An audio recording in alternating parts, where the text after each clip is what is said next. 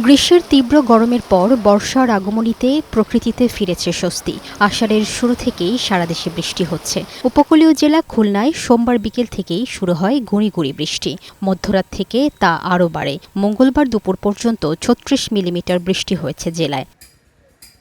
এদিকে মহানগরীর বিভিন্ন সড়ক ও অলিগলিতে সৃষ্টি হয়েছে জলাবদ্ধতা। রয়্যাল মোড়, পিটিআই মোড়, ডাকবাংলা মোড়ে জমেছে হাঁটু পানি। রিকশা ও অন্যান্য যানবাহন চলাচলে ভোগান্তি পোহাতে হচ্ছে।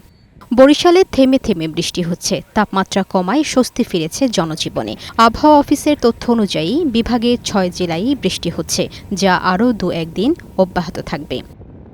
আবহাওয়া অধিদপ্তর জানিয়েছে, মৌসুমি বায়ুর প্রভাবে সারা দেশে ভারী থেকে অতি ভারী বৃষ্টিসহ ঝোড়ো হাওয়া বয়ে যেতে পারে। চট্টগ্রাম, কক্সবাজার, মোংলা ও পায়রা সমুদ্র বন্দরসমূহকে ৩ নম্বর স্থানীয় সতর্ক সংকেত দেখাতে বলা হয়েছে। সেই সাথে চট্টগ্রাম, রাঙামাটি, খাগড়াছড়ি, বান্দরবান ও কক্সবাজারের পাহাড়ি এলাকার ভূমিধসের আশঙ্কা রয়েছে বলেও জানায় সংস্থাটি।